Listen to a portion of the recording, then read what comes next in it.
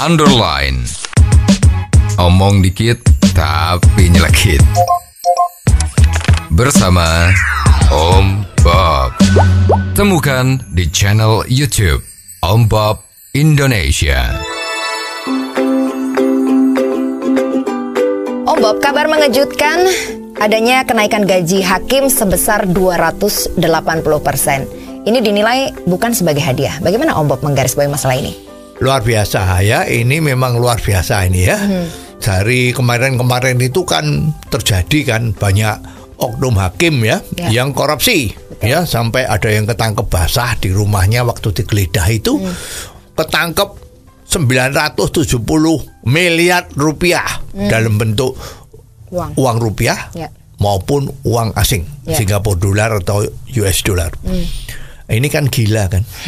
Dari mana itu? Ternyata dari maklar kasus. Jual beli kasus, jual beli putusan. Jadi orang-orang yang kepengen bebas atau dapat hukuman yang ringan, negosiasi. Berapa tahun saya diputus atau bebas, atau minta hakimnya itu siapa yang waktu menyidangkan, macam-macam itu ternyata gila. Ada salah satu hakim yang ketangkap sekarang masih sedalam sidang koruptor, itu punya duit 970 miliar hasil korupsi. Nah, dengan adanya banyak seperti itu, nggak cuma itu ya, banyak sekali kan. Ada terdakwa pembunuhan di Surabaya yang didok bebas. Masih banyak sekali yang seperti itu, dan banyak orang yang ngomong ya, ini sebabnya apa sih hakim-hakim kita itu kok korupsi? Ya, sebab apa? Orang pada bingung kan. Lah paling mudah kan ngomong, ya karena gajinya hakim tuh kecil. Ya, nah kemungkinan ini sekarang pemerintahan yang baru ini memang merasa, oh ya ini gaji pegawai terutama hakim-hakim ini gajinya kecil.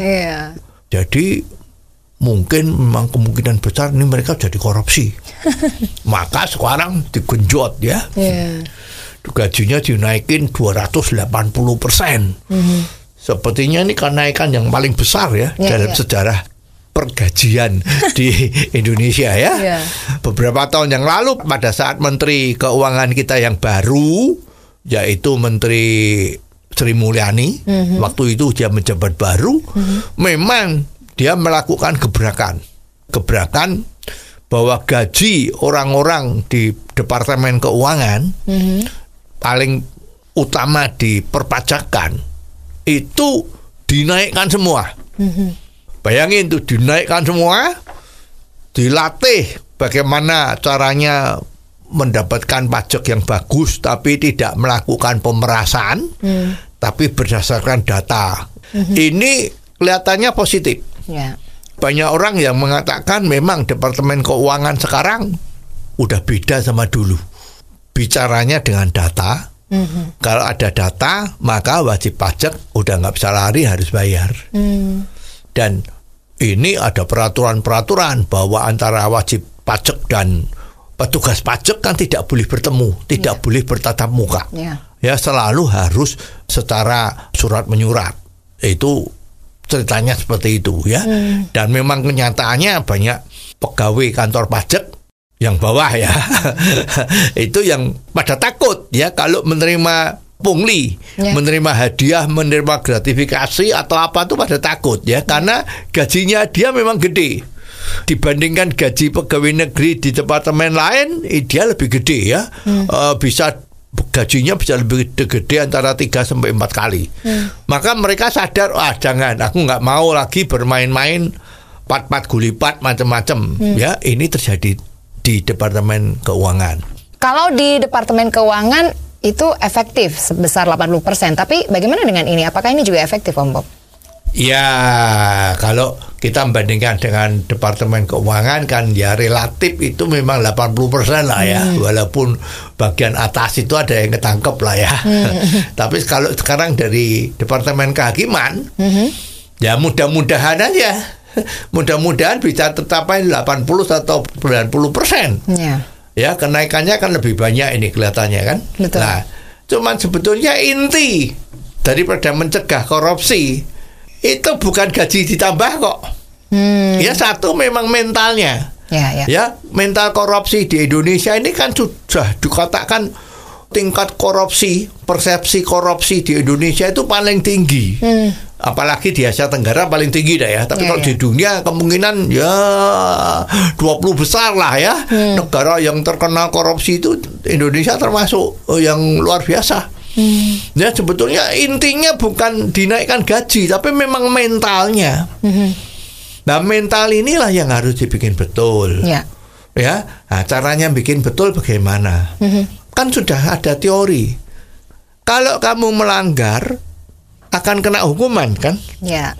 Nah sekarang hukumannya itu kan menjadi sangat penting. Jadi kalau kamu korupsi, hukumannya ringan. Kita lihat tuh banyak orang yang ditangkap itu kalau di televisi dipamer-pamerkan itu apa yang terjadi? Ketawa ketiwi. Ya, dengan bangganya pakai baju oranye itu ketawa ketiwi, masih bisa dadah-dadah. Nah, ini tuh melambangkan bahwa mereka tuh tidak takut kalau ditangkap. Dan you tahu sistem pengadilan di Indonesia itu pakai sistem hakim tunggal. Ya kalau udah hakim tunggal itu sangat gampang kan, karena hakim itu mewakili Tuhan untuk dalam urusan seperti ini kan. Nah, terus putusan subjektifnya dia tuh dianggap objektif, jadi putusannya dia udah betul. Ini peluang juga. Jadi yang paling penting itu adalah kalau terjadi hakim yang bermain-main, apa hukumannya? Jangan seperti sekarang. Sekarang hukumannya 5 tahun, 6 tahun. Terus setelah itu keputusan hakimnya belum tetap, masih majukan banding, majukan ke PK. Jadi belum tentu masuk penjara ya. Zaman dulu kan ada putusan hakim itu 5 tahun segera masuk. Itu tidak peduli apakah you naik banding atau macam-macam, itu tetap masuk dulu. Jadi bukan seperti sekarang belum ada inkrah, jadi masih boleh bebas. Ini menjadi rusak sistem keadilan kita. Jadi korupsi ini akan terjadi terus. Ya, jadi yang penting korupsi yang sekarang akan dikenakan hukuman seberat-beratnya, seperti yang dikatakan oleh Presiden Prabowo. Bila perlu hukum mati, bila perlu penyitaan asetnya mereka, itu segera dilaksanakan. Kalau ini udah jalan, lah baru insya Allah masalah korupsi di hakim itu bisa selesai.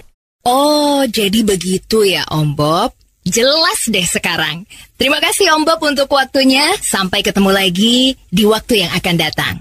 Saran dan masukan WhatsApp ke 0878 5590 7788. Underline. Omong dikit tapi nyelekit. Bersama Om Bob. Jika Anda suka dengan channel ini, jangan lupa subscribe, like, dan komen.